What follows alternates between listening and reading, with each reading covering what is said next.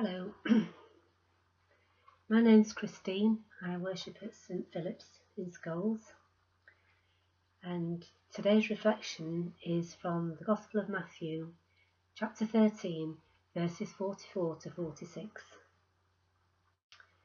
The kingdom of heaven is like treasure hidden in a field. When a man found it, he hid it again, and then in his joy went and sold all he had and bought the field. Again, the kingdom of heaven is like a merchant looking for fine pearls. When he found one of great value, he went away and sold everything he had and bought it. That will be familiar to everybody who listened to the service on Sunday when Andy spoke in his sermon about these small parables that Jesus told. Jesus often uses context that people would recognise when he was telling the stories originally. And in this one, I think he's trying to evoke a feeling in people. He wants people to understand how they should feel about the kingdom of heaven, how much they should want it, and how important it should be to them. I wonder if you've ever played that game. What if your house was on fire and you had to just get out straight away? What would you take with you, apart from your family and your pets, obviously? And I was thinking about this, and I was thinking about how these days, particularly for people who are fairly comfortable in life, they would feel quite easy about rushing out because insurance would cover material goods. Things like photographs, a lot of them are safe now on clouds and can be regained. So what would you think was worth remembering to take with you on your way out? Just a thought about that.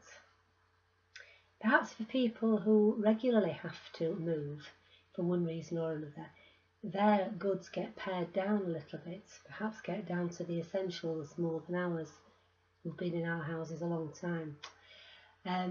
People like the military who have to march out regularly, travellers who have to travel light, and homeless people who lose a lot of things and can't carry a great deal. So perhaps their precious things are more readily sought. They know what's precious, what they take from one place to another all the time. And then there are people who live under threat from regimes that could just throw them out without any notice. So that's another issue. What do you take with you? There's a limit to how much stuff you can take. What will you need when you get to the next place? And then that boils down to take with you what will be useful. Take with you goods that can be sold for a price that you could use to sustain yourself.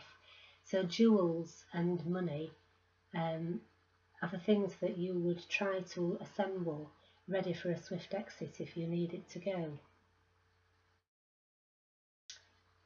So Jesus's listeners would have understood that, remembering the parable about the woman who lost the coin off her veil, and her wealth was in that coin.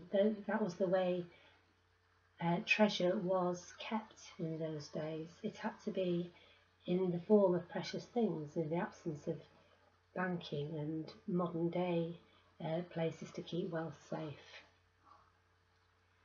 At the beginning of lockdown, when there was a fear of shortages, not a threat of shortages, but there was a fear, people rushed out to stock up, ready for a possible time of rationing, which was what they feared. They didn't want to be stuck in at home without the essentials of life. And it was really interesting to see what people thought were their real essentials at that time. Pasta, tomatoes, toilet rolls, hand sanitizer, they all just flew off the shelves. That was a time when people had to think very quickly, what do I want to stock up on? What's going to disappear? What do I need to get now?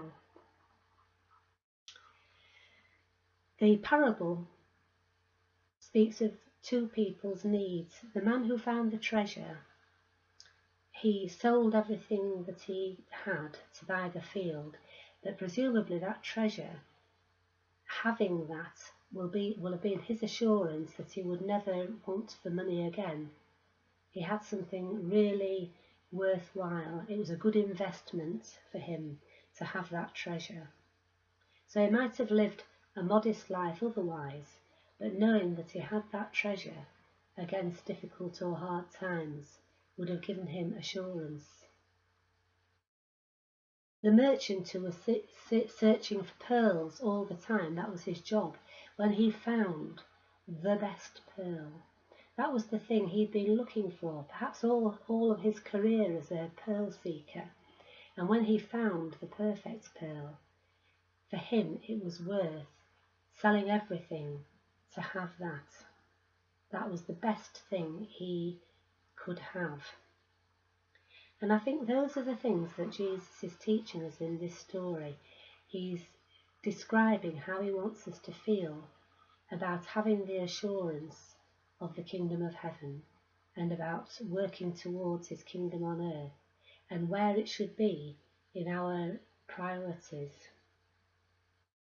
So while we can experience all the pleasures, the satisfactions, the trials, the tribulations of life, to have this prize of the assurance of the kingdom of heaven, that is the thing that should come first.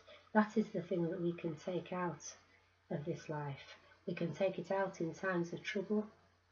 It's with us through all our difficulties, and ultimately, when we leave this life, it is what we can take with us.